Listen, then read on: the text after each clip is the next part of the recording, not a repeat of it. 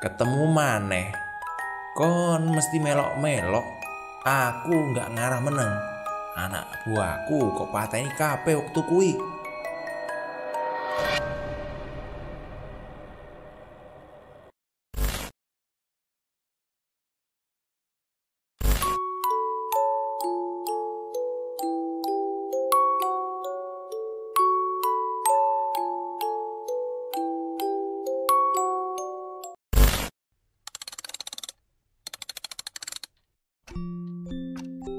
Sesajen Pohon Jujuk part keempat.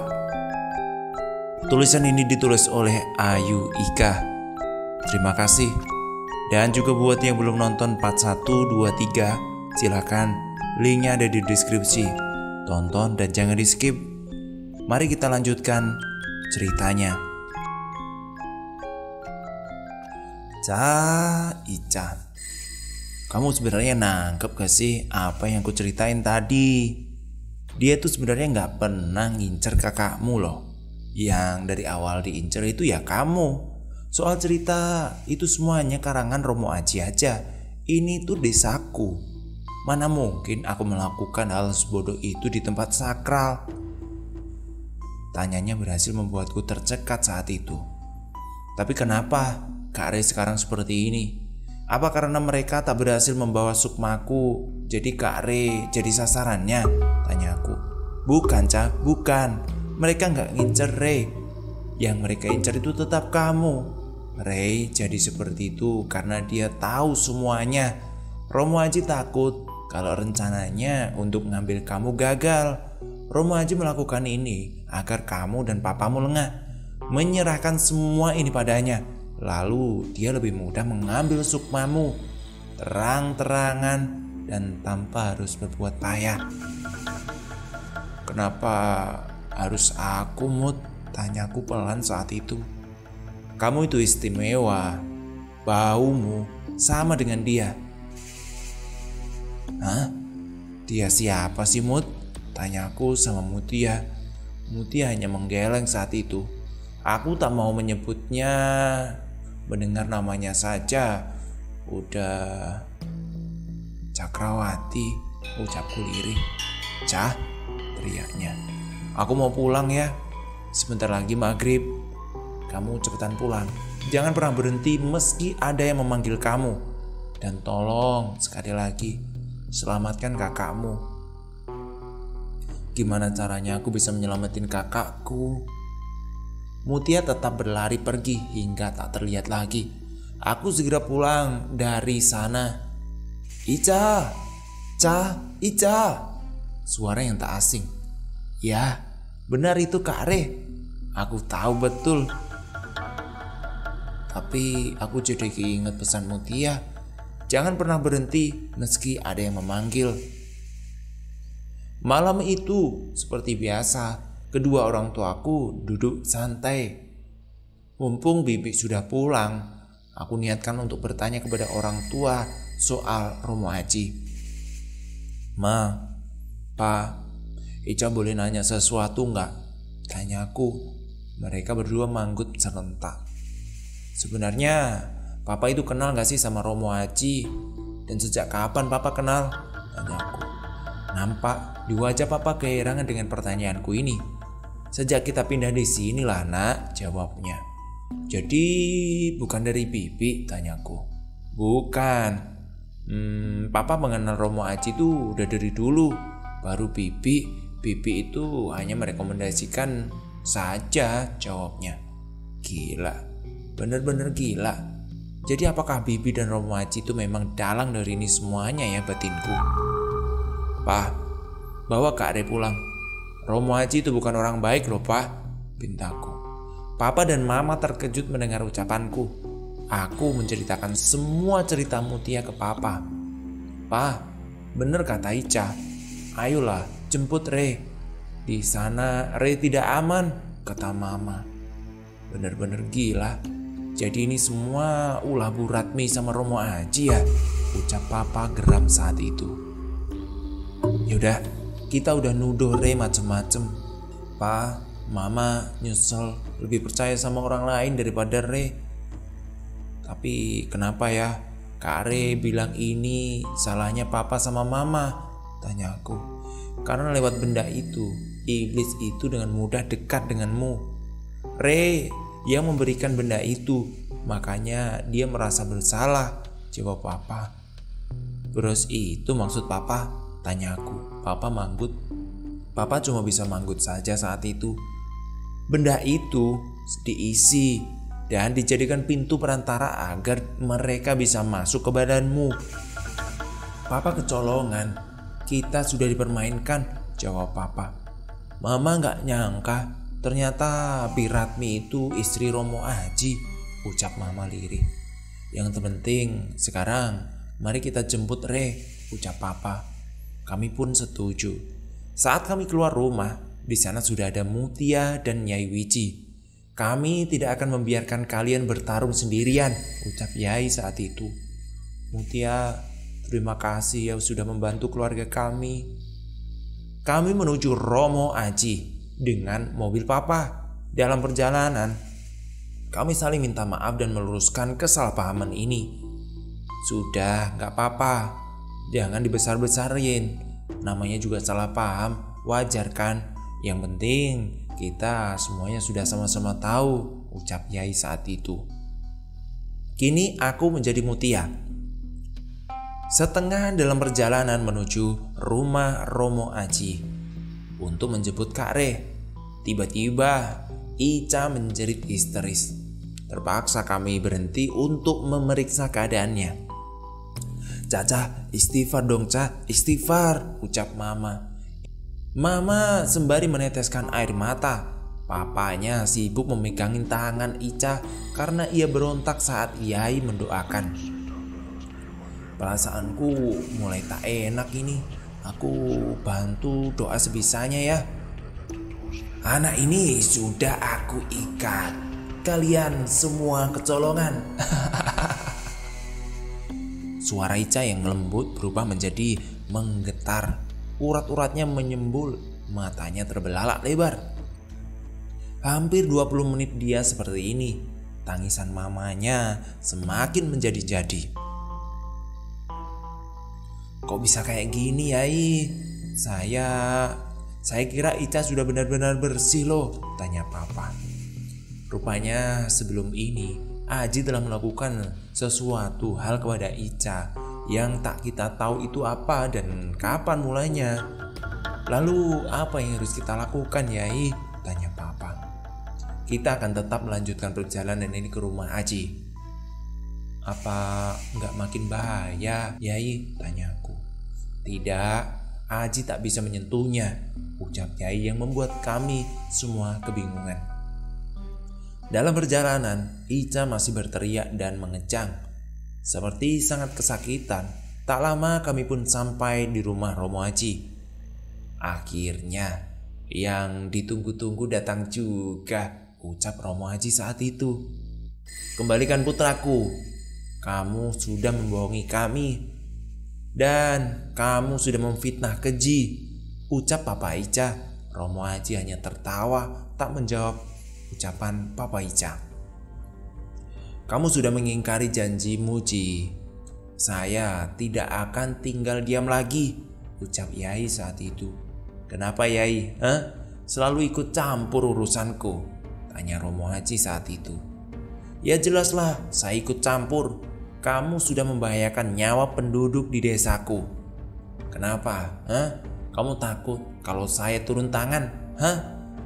Ditambah juga dengan Satria, lawan tandingan Cakrawati, ucap Yai. Wajah Romo Aji berubah saat Yai menyebut nama Satria. Satria? Penjaga keluarga aku, ucap Papa Ica lirih. Yai mendengarnya manggut. Itu salah satu alasan Cakrawati mengincar Ica, karena Satrialah yang saat ini menjaga Ica putrimu, jelas Yai. Aku pikir selama ini Satria sudah menghilang, ikut saat kematian ayahku. Tapi ternyata ia masih setia menjaga keluarga kami, ucap Papa Ica saat itu. Benar, ia tak nampakkan wujudnya karena Ica belum matang dan belum siap, terang Yai. Tapi jika Satria tandingan Cakrawati, kenapa dia berani sekali mengganggu orang yang Satria jaga? Bukankah akan jelas Cakrawati akan kalah? Tanyaku. Yai hanya menggeleng. Bukan masalah takut, menang atau kalah, tapi takdir Cakrawali memang harus melawan Satria. Jika tidak, Cakrawali akan terus menjadi budak pohon cucuk.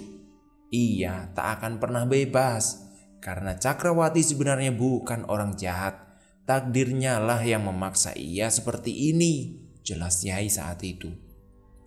Kenapa malah mendongeng? Mau tidur? Ledek Romoadi dari kejauhan. Bu Ratmi membawa tampah berisikan sesajen untuk ritual memanggil Cakrawati.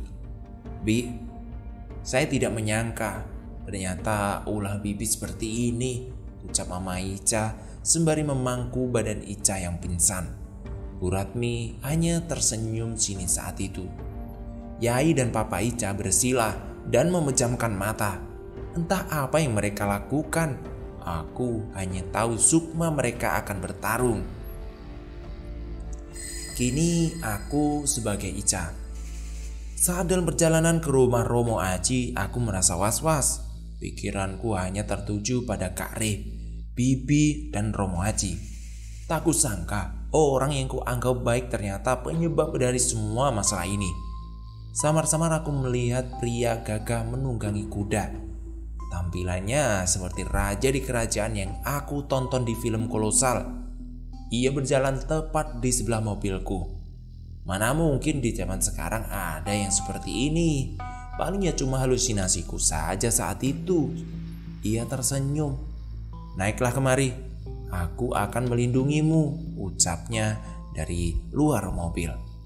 Apaan sih? Kenal aja enggak, kok mau melindungi? Batinku saat itu. Aku masih diam tak menghiraukannya. Saat aku berkedip, seketika mobil yang aku tumpangi berubah menjadi tempat asing. Tempat yang sangat panas seperti di gurun pasir, tapi cahaya di sini merah. Aku berteriak-teriak memanggil papa dan mama. Naiklah, cepat naik, ucap si pria gagah itu. Aku masih tak mempedulikannya. Aku berjalan tak menentu, tak tahu harus kemana saat itu. Dari jarak beberapa meter ada seorang wanita. Ya, wanita itu yang dulu bersama Cakrawati. Saat ia hendak menghampiriku, ia dihadang oleh pria berkuda itu. Lalu ia jatuh tersungkur ke tanah. Naiklah, cepat naik, agar aku bisa melindungimu, ucapnya. Kali ini aku mengiyakan ucapannya. Aku segera berlari menaiki kuda. Ini mimpi, aku berhalusinasi ya. Yang aku alami ini sungguh mengada-ngada, pikiranku saat itu. Untuk sementara, sukmamu aku amankan. Biarlah saat ini Cakrawati menempati ragamu hingga tenaganya terkuras, ucap si pria gagah itu. Maaf, sebenarnya Anda itu siapa? Tanyaku. Aku Satria, jawabnya. Ia berhenti lalu turun dari kuda meninggalkanku. Jangan pernah turun dari kuda ini. Aku akan memusnahkan mereka semua, ucapnya. Kulihat mereka saling bertarung. Entah berapa lama, yang jelas prajurit Cakrawati sangat banyak saat itu. Satria sama sekali tak terlihat lelah. Ia sangat tangguh melawan mereka tanpa sedikit tersentuh. Samar-samar aku lihat Papa dan Nyai Wiji. Mereka datang bersama Romo Haji. Mereka bertiga juga ikut bertarung. Apa-apaan ini? Padahal selama ini aku tertawa ketika menonton film kolosal. Tapi kenapa ini malah terjadi di depan mataku sendiri? Aku gak bisa bicara apa-apa saat itu. Tak lama Cakrawati muncul lalu hendak menghampiriku. Berani kau menyentuhnya? Tanya Satria. Ketemu maneh, kon mesti melok-melok. Aku gak ngarah meneng. Anak buahku kok pateni kabeh waktu kui. Jadi gini, kita ketemu lagi. Kamu sudah ikut campur. Aku tak akan diam melihat anak buahku kau bunuh semua, ucap Cakrawati marah saat itu. Begitu pula denganku. Aku tak akan tinggal diam melihat kamu mengambil Sukma anak ini, jawab Satria dengan tegas. Lagi, aku melihat pertarungan mereka. Kulihat wanita yang bersama Cakrawati sudah lenyap entah kemana. Romo Aji pun berhasil dikalahkan oleh Papa dan Nyai Wiji. Sementara Satria dengan Cakrawati masih bertarung hebat. Bah, suara petir diiringi cahaya terang. Seketika aku tak sadarkan diri. Bangun Cah, bangun, bangun, teriak Mama. Aku berusaha membuka mataku yang masih berkunang-kunang saat itu. Semua orang berkumpul, di antaranya aku melihat sosok yang selama ini aku rindukan. Ya, aku melihat Kak Re. Kak Re, ucapku lirih. Kulihat ia tersenyum padaku. Sudah lama rasanya aku tak melihat senyum tampannya. Alhamdulillah, ucap semua orang serentak. Beberapa hari kemudian, aku gak sadar-sadar selama 2 hari. Ucapku setengah berteriak, kemudian Papa hanya memanggut saja. Terus gimana Romo Aji dan Bu Ratmi? Tanyaku. Romo Aji meninggal, Bu Ratmi kini sekarang linglung seperti orang gila, jawab Papa. Beginilah akhir dari orang yang bersekutu dengan jin, batinku. Kak Re baik-baik saja kan? Tanyaku. Alhamdulillah, Kak Re baik-baik saja, Cah, jawabnya manggut. Kak Re, kenapa gak jujur sama Papa? Tanyaku. Udahlah, tapi Papa malah percaya sama si Aji sih, jawab Kak Re sambil emosi. Kulihat wajah Papa nampak bersalah saat itu. Papa hanya terdiam menunduk.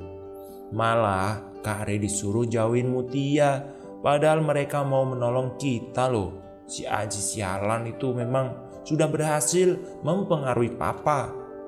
Kakak dijadikan tawanan di sana. Kakak kayak mayat hidup. Gila. Ibu Kak Re masih saja sebel dengan semuanya ini. Sudah. Ini kan sudah berlalu. Yang terpenting sekarang semuanya baik-baik saja kan. Maafkan papamu lah Re, ucap Mama. Kak Re melihat Papa. Ia juga merasa bersalah karena telah menyudutkan Papa. Maaf ya Pak. Pak, bukan maksud Re begitu, kata Kak Re. Maafkan Papa juga ya nak. Papa sudah terhasut.